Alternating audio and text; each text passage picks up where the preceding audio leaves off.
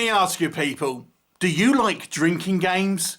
Do you like drinking games whilst watching a B-movie? Because I've got the perfect one for you. Watch Bats, aka Bats, The Awakening, and take a shot. Every time a character does this, there's something behind them, so they slowly turn. They know there's something there, but instead of just turning around at normal speed, they'll do this slow head turn. Oh my God, there's something behind me. Oh my God. Yes. Do a drink every time that happens in this movie. I guarantee you'll be wasted. And wasted is probably the best way to enjoy it. Bats, aka Bats, The Awakening. This one is directed by Scott Jeffries and Rebecca J. Matthews. Scott Jeffries, of course, a prolific B-movie producer here in the UK. His frequent partner, Rebecca J. Matthews, as well. Co-direct this movie, and this stars all of the kind of familiar faces that you would have seen in other Scott Jeffrey productions, with Megan Purvis heading up the cast here. Now, this is one of these films that is a British movie with a British cast that is pretending to be American because it is obviously trying to appeal to US audiences. But what's the story, you might be asking? What's the story about these bat monsters? I can hear you ask. Okay, well, I'm going to tell you. So we get a little bit of a backstory in this kind of intro sequence where we learn that there is this kind of remote rural area which had some type of nuclear incident 10 years past. And everyone had to essentially abandon their houses. And we get these three people sort of go in, break into one of these said houses and party and, do all that kind of stuff. However, there seems to be some type of mutated bat creature living within this house. Then our story main focuses on this family with 3 generations coming back to one of their houses that they own to face said monster. So what will happen? You'll have to watch the movie to find out. What can we say that works with bats? Well, I have seen some discussion that the monster effects aren't very good. And yes, this is a low-budget movie, and I can understand where they're coming from. But if you know me, you know my channel, we review lots of B-movies, lots of low-budget horror films, and I didn't think the monster effects were that bad for a B-movie. Now, let me give you some context here. I actually think it looks more like a vulture monster, to be honest. And there are elements of this thing that don't work. But I gotta say, I actually think their prosthetics weren't too bad. It could have done with the stupid wings that look like this made of paper mache, and it could have done maybe without the 2 stupid, overly large fangs. If you take them out, I think this creature would have been okay. I think the problem is it's a little bit like Cannibal Troll, where that was also directed and by Rebecca Matthews and Scott Jeffries, where it's just filmed in kind of bog standard filming techniques without really thinking about any type of atmosphere or lighting. Yeah, we'll just show it in kind of full light, and it really doesn't kind of do this kind of low budget creature feature costume any favours. I think had it been filmed in a more of a mood, atmospheric setting, looking at kind of light and shadow and things like that, it could have been have more of dramatic effect. But that being said, I actually didn't think the actual monster effects were that bad. I actually quite enjoyed the kind of the prosthetics, and I will say that there are a couple of reasonable gore shots in the movie. One of which is unintentionally funny.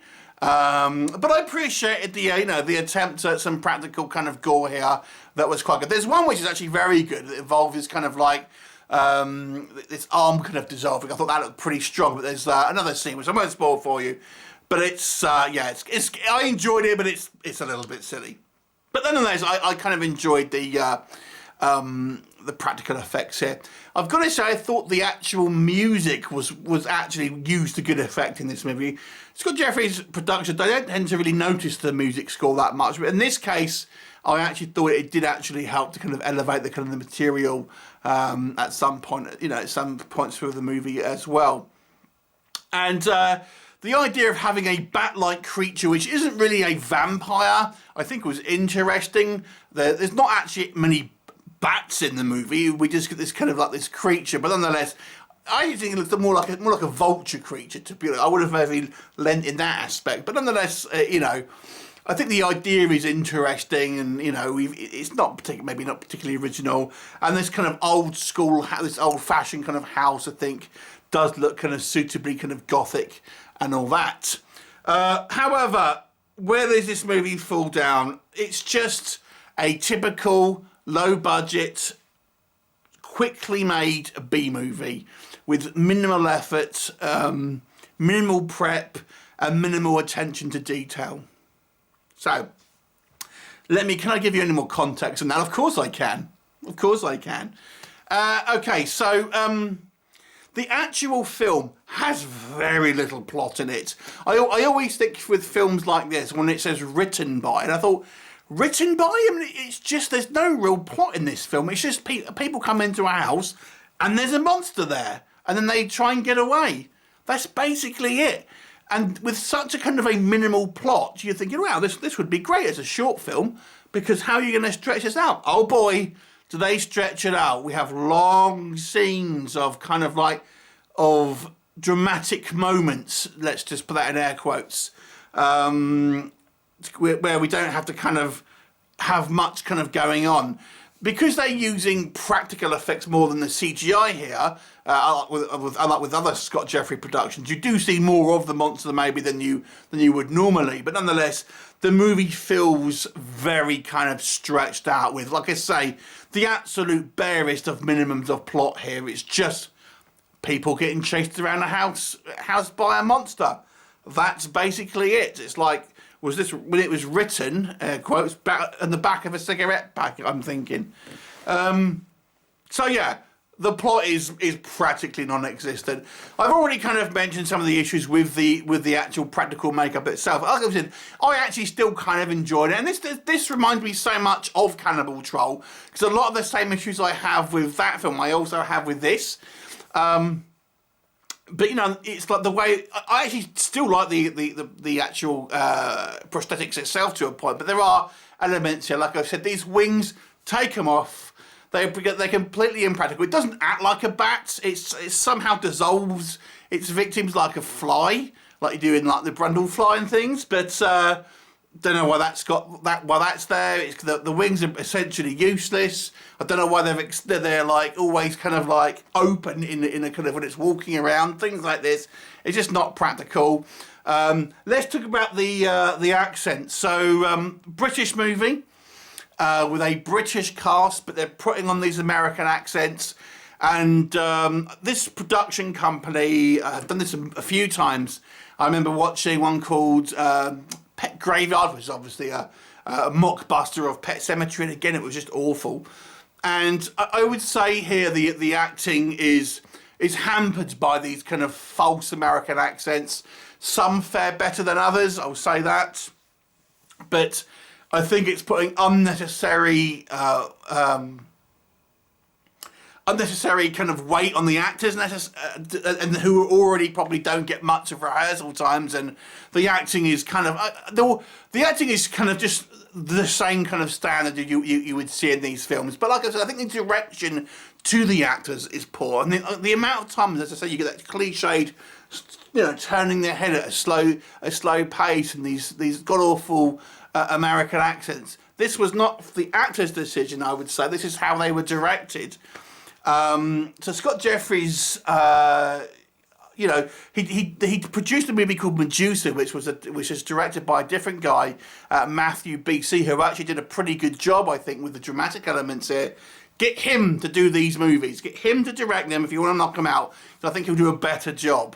Because I think the direction given to the actors in this movie was poor. So it's just a nothing film. It has no real substance. You wonder why these people aren't running out the house, running to a neighbour's house. You know, this is a large, bulky creature. But let me tell you some of the other things that just amused me about this film. Okay, so we have we have this creature living in this attic, And when we're going into the attic, it's clearly a barn with like stone brick floors and things. And like, you know, we see like hose and things hanging up on the wall. It's clearly a barn, not an attic. The funniest thing about this movie, okay, and I'm gonna kind of give you a visual now. We have a prologue at the beginning of the film where we see these three other characters come into the house, and they're all killed by the creature, as you kind of do in the prologue. But where have the bodies gone? Where has any blood gone? Because this is a creature. This is not a a creature which is necessarily intelligent. It's more of just a monster. So are we to believe that this monster's got his rubber gloves on, got the bleach out? Yeah, he's scrubbing the floor.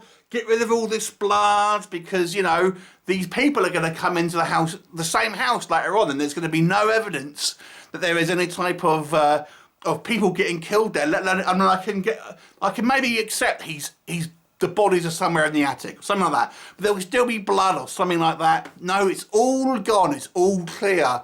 So it must have gone somewhere, which means the monster, he's got on his marigolds, he's got his bleach spray, and he's scrubbing the floors.